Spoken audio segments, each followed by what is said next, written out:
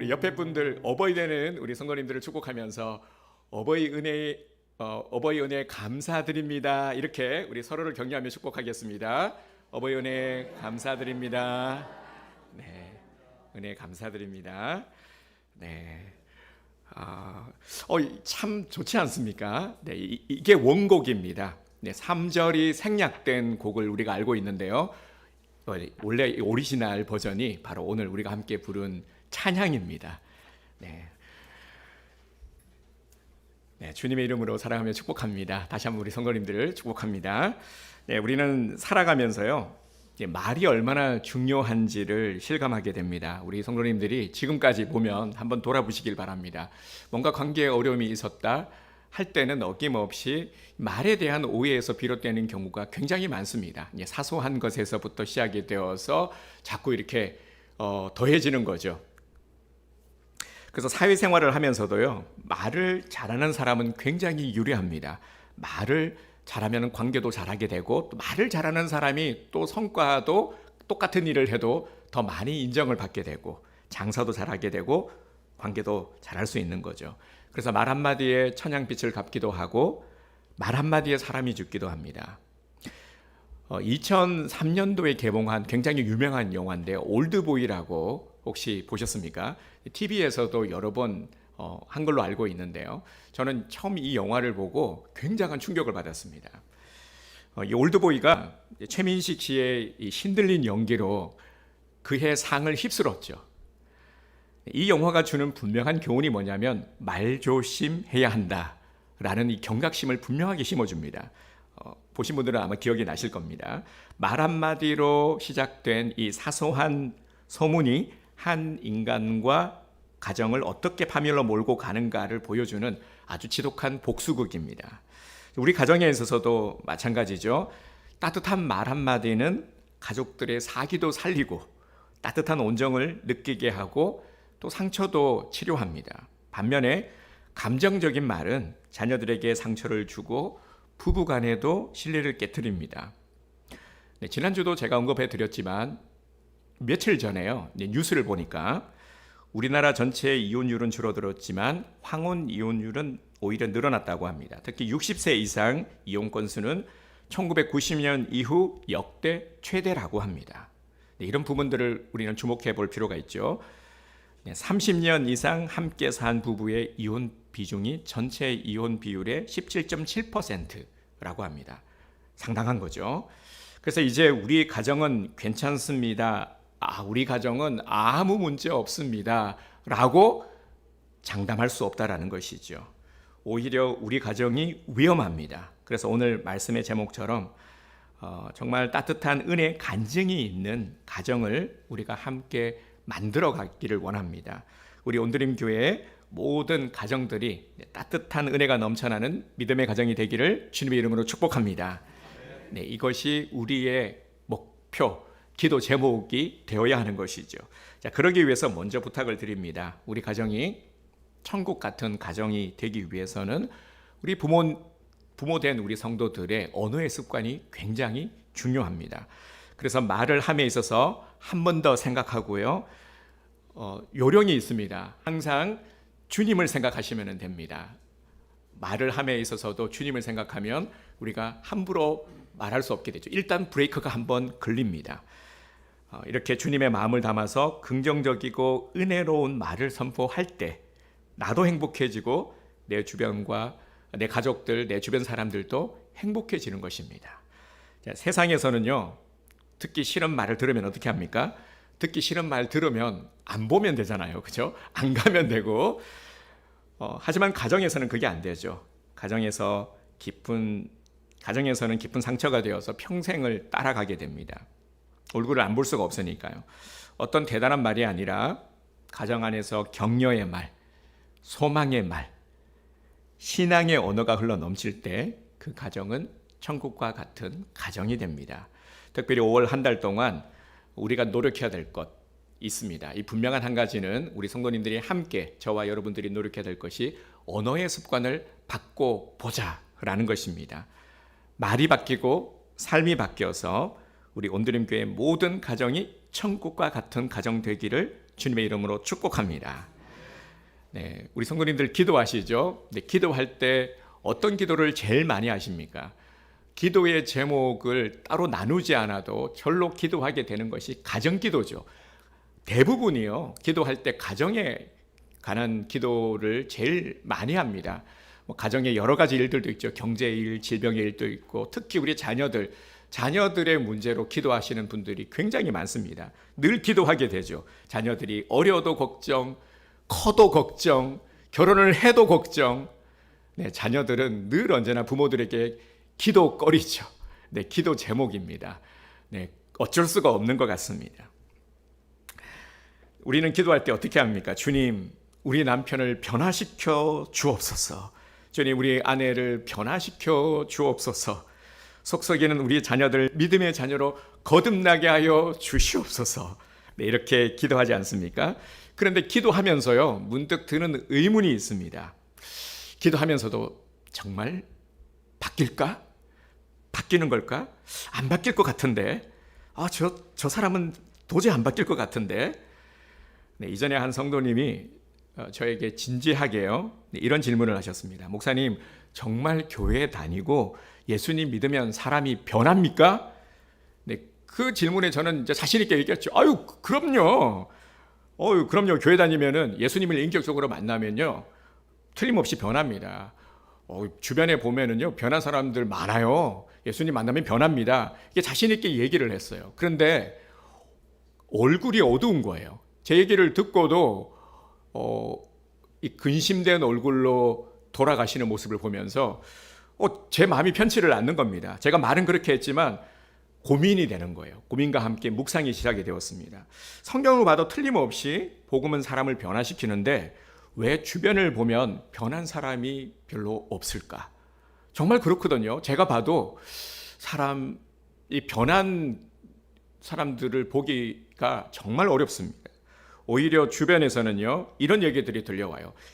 목회자 자녀들이 상처를 받고, 또 교회 중직자들의 자녀들이 상처를 받고 교회를 떠나고 신앙생활을 안 하고, 이런 얘기들만 계속 들려온단 말이죠. 교회를 다니는데도 좀처럼 변하지 않는 이 현상을 어떻게 설명해야 할까? 교회가 은혜로 충만하지 못하면 불협화음이 나고 갈등이 생길 수밖에 없습니다. 한 전통교회라 함은 오래된 역사를 가진 교회를 말하는 거죠. 네, 오래된 교회고 또 규모가 있는 교회에서요, 네, 재직회를 했는데, 큰 교회들이 가지고 있는 고질적인 문제가 뭐냐면은 사람들이 많다 보면은 의견들이 다 다르지 않습니까? 그래서 회의를 할 때면 언제나 긴장을 하게 된다고 합니다. 목사님들이요. 그래서 기도가 이번 잘 넘어가는 것이 기도 제목인 거죠. 왜냐하면은 다 생각들이 다른 거예요. 그래서 좀처럼 이 합의를 이루기가 쉽지 않다라고 합니다. 그래서 회의가 말하면은 회의적이 된다라고 하잖아요. 자, 어떤 안건을 두고 어김없이 성도들과 의견 다툼이 생긴 겁니다. 그런데 그 중에 무려 30년 넘게 교회를 다닌 안수 집사님. 자, 여기서 알 수 있는 것은 상당히 입김이 세다라는 것을 알 수 있죠. 30년 넘게 한 교회 출석하며 안수 집사님이시니까 네, 계셨는데, 이분이 자신의 의견이 잘 받아들이지 않자 화가 엄청 나신 거예요. 그래서 큰 소리로요, 성전이 떠나가라 막 이렇게 소리를 지르신 겁니다. 막 화가 나니까. 그러자 옆에 있던 한 권사님이요, 조심스레 그 안수 집사님의 옷깃을 잡고는 이렇게 말을 했습니다. 집사님, 이렇게 예배당에서 이렇게 큰 소리 내면 어떡합니까? 예수 믿는 사람이 성질을 좀 죽이셔야지. 좀 죽이셔요. 그렇게 얘기를 했어요. 그러자 이 안수 집사님 만류하는 우리 권사님을 째려보면서 벌컥 화를 내며 이렇게 말을 하는 겁니다. 나 누구한테 지금 이래라 저래라. 내 성질은 하나님도 못 건드려. 네, 이렇게 얘기를 했다고 합니다. 여러분, 교회를 30년 동안 다니며 직분을 받고 예배를 드렸음에도 불구하고 하나님도 내 성질은 못 바꾸신다 라고 당당하게 선포하는 그 모습이 얼마나 충격적입니까? 정말 그럴까요? 성격은 정말 바꿀 수 없는 걸까요? 우리는 할 수 없지만 하나님은 하실 수 있습니다. 세상은 분명히 안 된다고 말하지만 우리 하나님은 한 번도 안 된다, 변할 수 없다 이렇게 말씀하신 적이 없으세요. 우리 하나님은 변할 수 있다 말씀하십니다. 사람목자교회에서 은퇴하신 이제 유교성 목사님께서 집필하신 책, 제가 이분 책은 거의 다 읽었는데요. 이분이 쓴 책 중에 주 안에서 사람은 바뀐다라는 책이 있습니다. 목사님은 이 책의 서문에서 자신의 목회 인생 전체를 뒤흔들었던 깊은 고뇌에 대해서 이렇게 고백을 하고 있습니다. 제가 참 귀감이 되는 내용이라 그대로 인용해서 말씀드리도록 하겠습니다. 내가 교회에서 수많은 성도들을 대상으로 가정사역을 하고 부부 세미나 강사로 서서 복된 가정을 이루라 설교를 하면서도 늘 내 마음 한편에는 지워지지 않는 무거운 질문이 있었다. 정말 이렇게 세미나를 하고 교육을 한다고 해서 저 부부가 바뀔까? 진짜 예수 믿는다고 저 사람이 변할까? 이것은 나 혼자만의 의구심이 아니었다. 목회자 집안에서 태어나 자라면서 어려서부터 보아왔던 수많은 교회의 중직자들, 어른들의 모습이 그러했기 때문이다. 겉으로는 거룩한 척하지만 집에서는 아내를 구박하고 자녀들에게 소리를 지르는 어른들을 보았고, 성도들 사이에서도 예수 믿어도 어쩔 수 없어, 다 자기 성질대로 믿는 거야 라는 패배주의적인 이야기를 너무나도 많이 들었기 때문이다. 그러던 어느 날 성경을 읽다가 내 심장을 찌르는 하나님의 말씀을 발견했다. 그런즉 누구든지 그리스도 안에 있으면 새로운 피조물이라, 이전 것은 지나갔으니 보라 새 것이 되었도다. 아멘. 성경은 분명히 새 것이 되었다 선포하는데 왜 우리는 안 바뀐다고 절망하는가? 나는 이 말씀 앞에 거꾸로 졌다. 그리고 이 말씀이 진리가 아니라면 내 목회는 가짜다. 주님의 말씀은 반드시 진리여야만 한다는 간절한 마음을 붙잡고 24시간 주님과 동행하는 예수 동행 운동에 힘을 쏟기 시작했다. 그 결과 내 마음에 지울 수 없는 분명한 확신이 생겼다. 예수 그리스도 안에는 사람은 반드시 바뀐다. 아멘. 네, 예수 그리스도 안에서 사람은 반드시 바뀐다. 네, 많은 그리스도인이 자신이 변할 것이라는 것을 믿지 못합니다. 내 남편이 변화될 것도 믿지 못하죠. 내 자녀가 변화될 것도 믿지 못합니다. 그러나 그것은 우리를 변화시키실 살아계신 예수님의 능력을 믿지 못하는 불신앙입니다. 여러분, 진짜 예수를 올바르게 믿으면 사람은 변합니다. 오늘 이 자리에 계신 우리 성도님들의 생각 속에도 어떤 특정한 인물이 떠오르실 겁니다. 내 남편은 아무리 그래도 도저히 안 바뀔 것 같은데, 목사님이 그렇게 얘기를 해도 안 바뀌는 건 안 바뀌는 거예요. 이렇게 생각하시는 분들이 계실 것 같아요. 네, 우리 집사람은 원래 저런 사람이야. 우리 자녀들은 이제 내 손을 떠났어. 라고 혹시 생각하시는 분들이 계십니까? 네, 조금은 이런 마음들이 있으실 것 같은데요. 오늘 이 시간 내 지식과 경험의 문을 닫고 우리 가정을 새롭게 하실 예수 그리스도의 능력을 온전히 신뢰하시기 바랍니다. 예수 안에 있으면 가정이 바뀌고 부모와 자녀가 화해하는 기적이 일어나게 될 줄 믿습니다. 네, 보면은요, 제 주변에도 부모님으로부터 받은 상처로 인해서 힘들어하고 계시는 분들이 굉장히 많습니다. 정말 많아요. 네, 그래서 우리가 정말 말씀을 통해서요, 이런 부분들, 가정에 있어서의 관계의 상처, 이런 것들을 반드시 치유받아야 하는 것입니다. 이걸 해결해야, 그래야 회복의 역사가 일어나는 것입니다. 오늘 본문인 사도행전 22장은 바로 그 예수 그리스도의 능력으로 완전히 뒤집어진 한 사람에 대한 고백을 담고 있습니다. 바로 사도 바울의 간증입니다. 우리가 잘 알다시피 바울은 원래 아주 괴팍한 사람이었습니다. 그래서 스스로도 죄인 중에 괴수라고 표현을 하지 않습니까? 네, 도우신 것 같은데 이게 앞에 좀 체크 좀 부탁드리겠습니다. 네.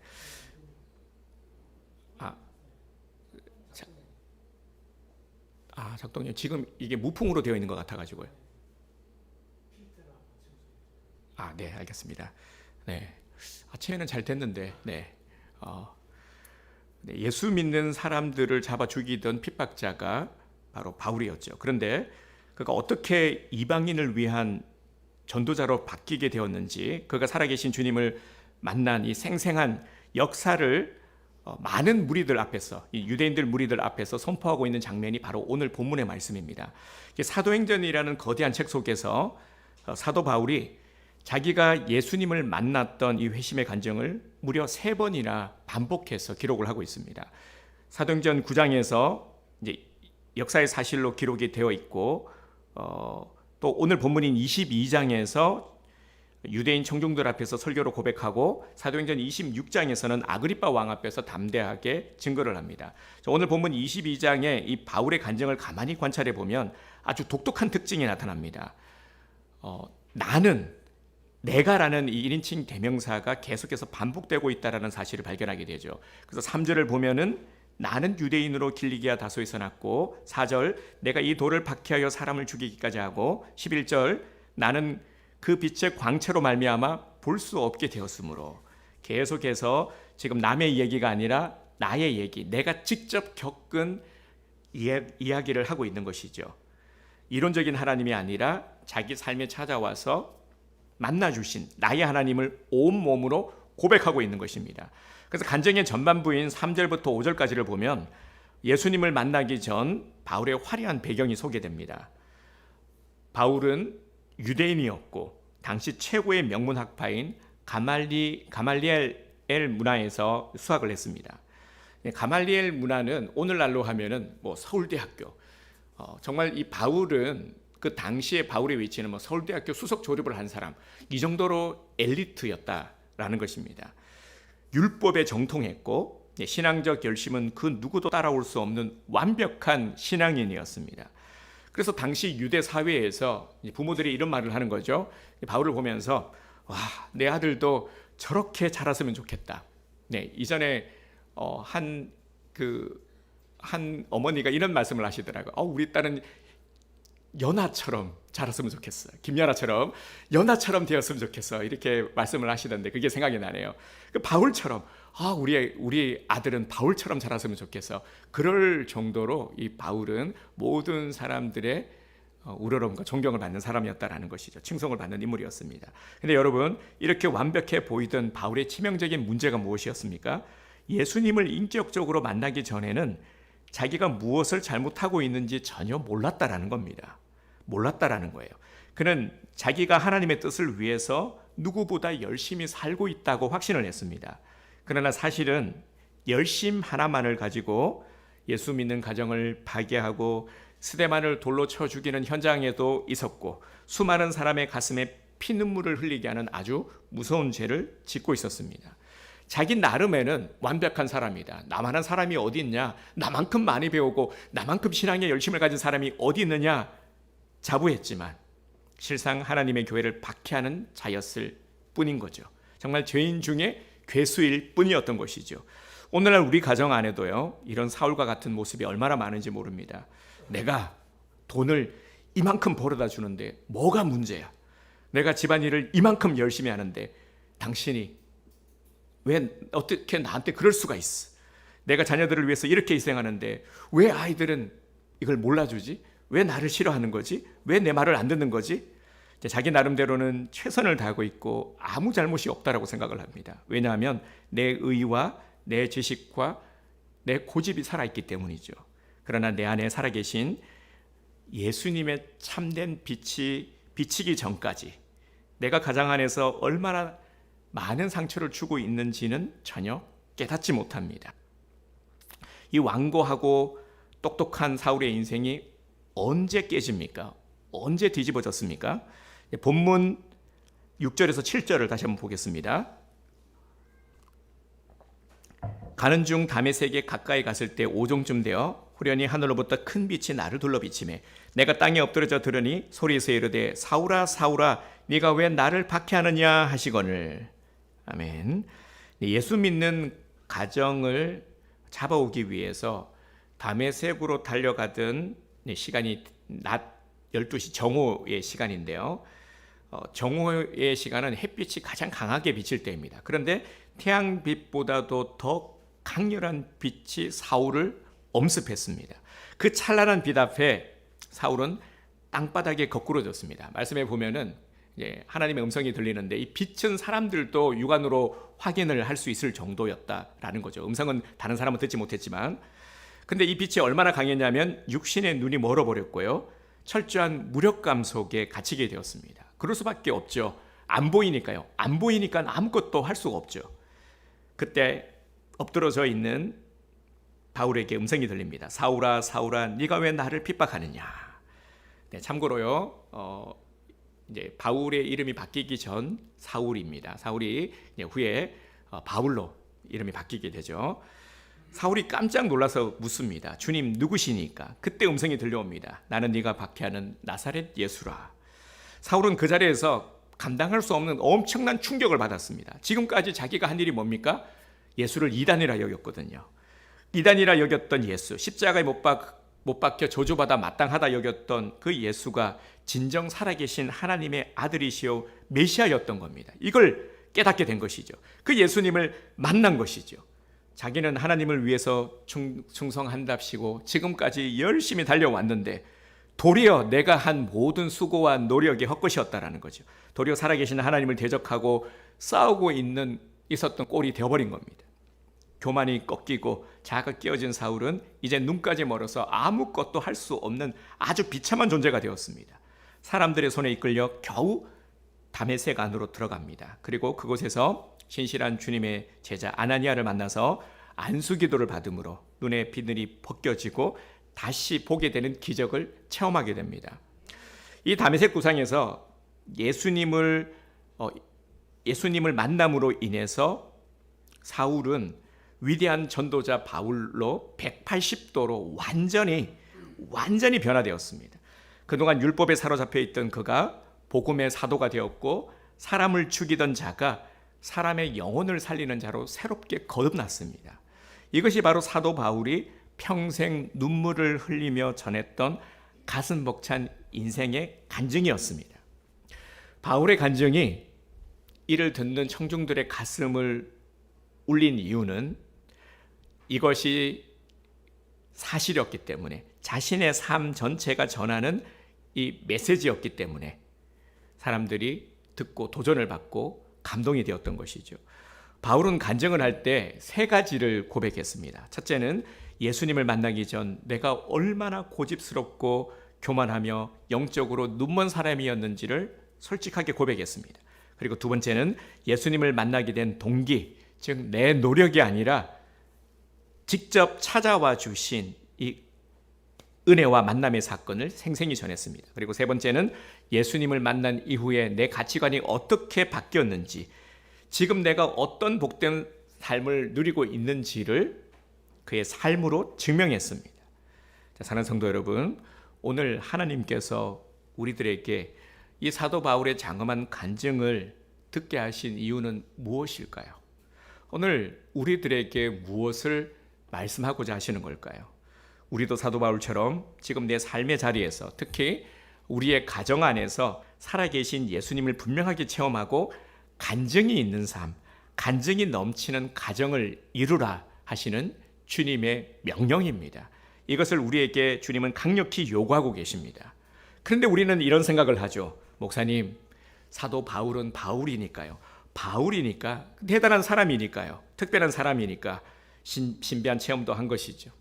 그게 비해서 저는 지극히 평범하고 매일 가정에서 지치고 싸우는 소시민이기 때문에 그런 간증은 있을 수 없습니다. 네, 여러분 정말 그렇습니까? 정말 안 되는 겁니까? 됩니다. 네, 제가 시간 날 때마다 실시간 뉴스를 보는데요. 이게 틀어놔요. 밥 먹을 때도 그렇고. 근데 광고가 자주 나오더라고요. 근데 보험 광고인데 혹시 보신 분들 계실 겁니다. 이게 하다가 보장 됩니다. 중증 질환을 앓고 있는데 가입될까요? 됩니다. 30년 동안 변화 안 된 사람 변화될 수 있습니까? 됩니다. 나이, 직업 상관없이 됩니다. 네, 변화됩니다. 네, 사도 바울이 왜 다메섹 도상에서 그토록 무섭고 극적인 이 벼락 같은 방법으로 주님을 만나야 했는지 아십니까? 사울의 입장에서는요, 웬만한 방법으로는 이 사울을 무너뜨릴 수가 없거든요. 그만큼 강적이었어요. 도무지 꺾이지 않을 정도로 지독한 고집, 종교적인 자아를 가졌던 사람이기 때문에 아주 강력한 초강력 충격 요법이 필요했던 것이죠. 그리고 하나님의 입장에서는 도저히 불가능할 것 같은 사람을 샘플로 삼으신 겁니다. 이 봐라, 이런 바울도, 이런 사람도 변한다. 괜찮아. 그건 아무것도 아니야. 바울 봐봐.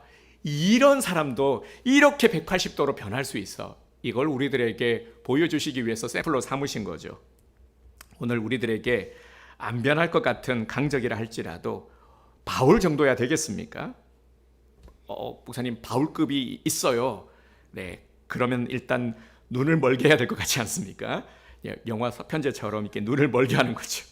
네, 그런데 오늘날 예수를 믿고 예배의 자리에 나와 있는 저와 여러분들은 사도 바울처럼 이렇게 눈을 멀게 하는 극한 방법을 사용할 필요가 전혀 없습니다. 왜냐하면 만왕의 왕 되신 예수 그리스도께서 이미 성령으로 우리 마음속에 우리 가정 가운데 찾아와 계시기 때문입니다.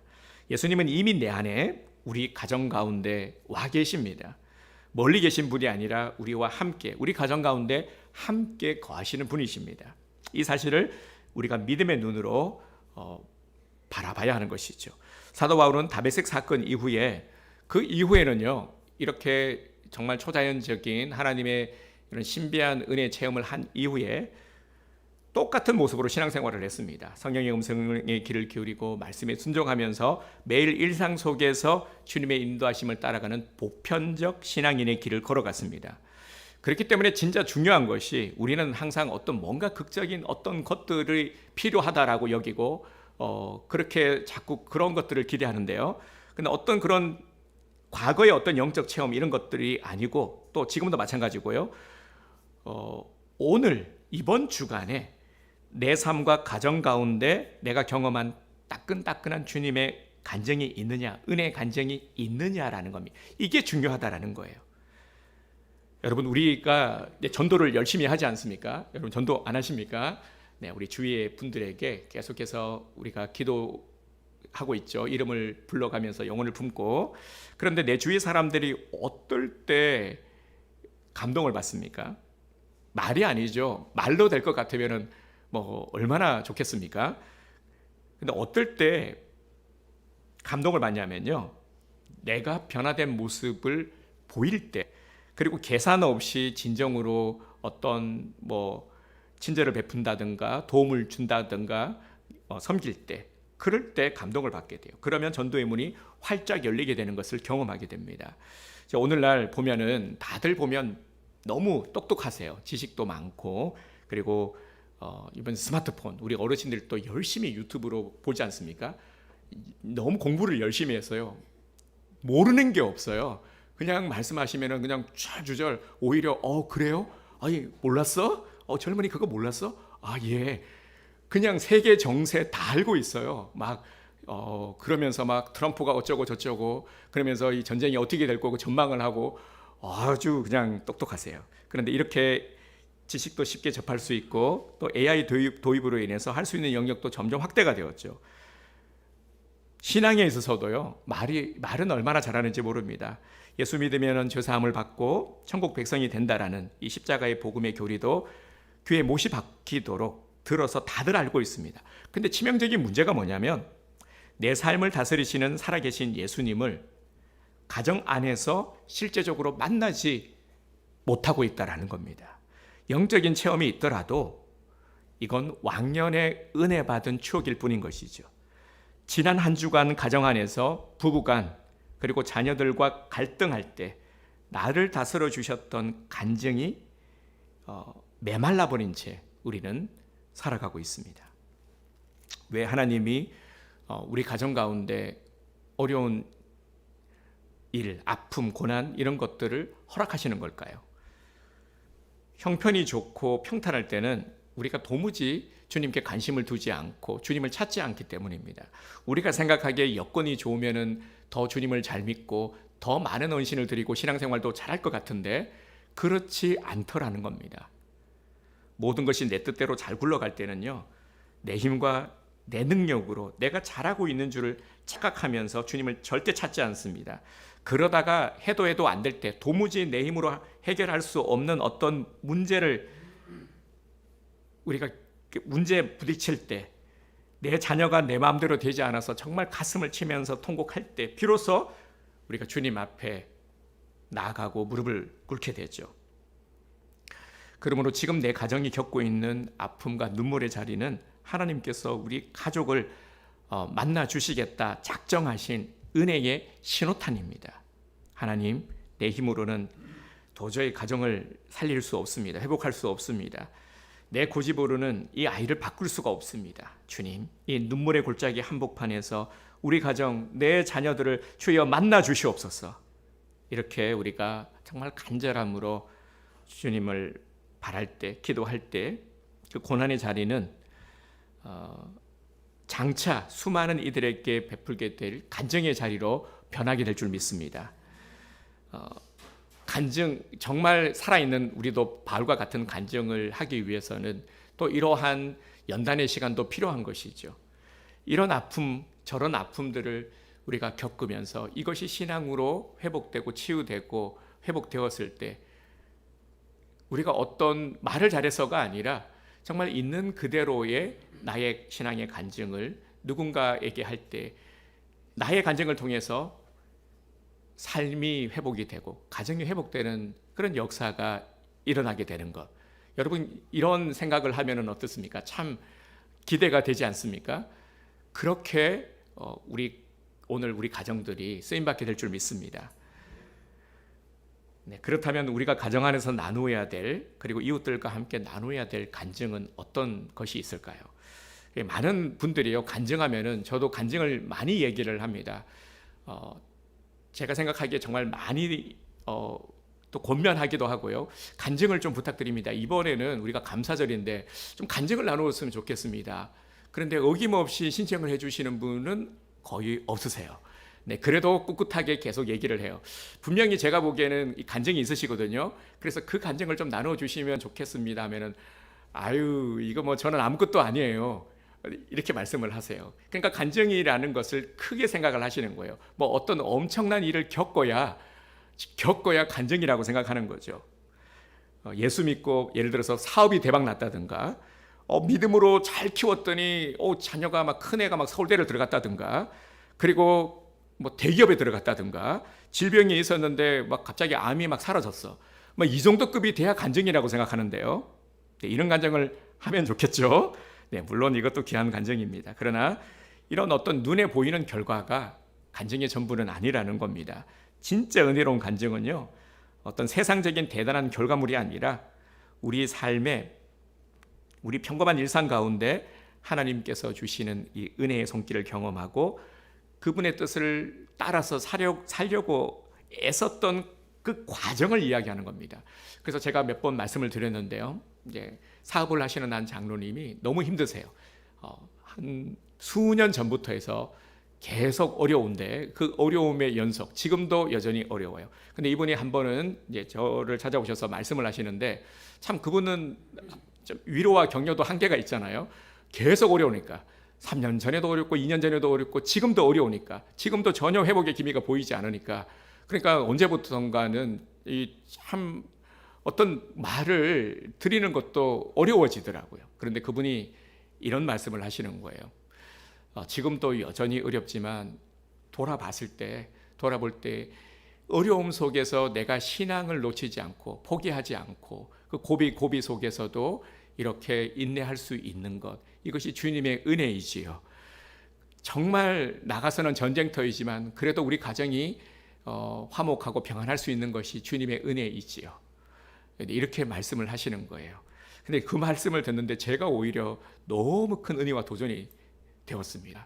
그래서 저는 다른 어떠한 뭐 엄청난 어떤 결과 막 그게 아니라요, 이분의 이러한 정말 치열한 그 과정 속에서 제게 건네는 그 한마디가 제게는 큰 힘이 되었고 감동이 되었다라는 겁니다. 이것이 진짜 간증인 것이죠.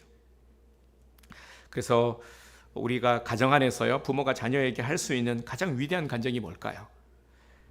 이런 것들이죠. 얘야, 이번 주 예배를 드리는데 말씀 가운데 내게 찔림이 있었어. 그래서 내가 회개했다는 것 아니야. 그동안 내가 바쁘다라는 이유로 내 감정대로 때로는 막 소리 지르고 그랬지. 상처 주는 말 너무 많이 한 것 내가 알고 있어. 그거 하나님 앞에 회개했단다. 나 용서해 줄래? 앞으로 내가 고치도록 정말 노력해 볼게. 이게 진짜 간증인 거죠. 비록 TV 드라마와 같은 어떤 극적인 어떤 드라마틱한 그런 감동은 없다 할지라도 내 자녀의 성적이 당장 막 팍팍 막 오르지 않아도요, 말씀을 붙잡고 가정 안에서 한 번 더 참으려고 몸부림친 이야기. 내 혈기가 막 올라와가지고 화장실로 달려가서 변기 위에 앉아 기도한 이야기. 내 자를 쳐서 복종시킨 이야기. 그 눈물겨운 삶의 스토리를 가족들과 함께 나누는 것. 이것이 하나님께서 기뻐하시는 간증입니다. 이제 단순히 주일날 교회 나와서요, 예배만 드리는 썬데이 크리스찬, 무늬만 크리스찬, 이런 모습을 우리가 과감하게 좀 버릴 수 있기를 원합니다. 이제는 내 삶의 전역에서 특별히 내 가정의 안방과 거실에서 나와 함께 거하시는 예수님을 직접 대면하고 만나는 이 실제적인 믿음의 주인공들, 간증의 주인공들이 되시기를 주님의 이름으로 축복합니다.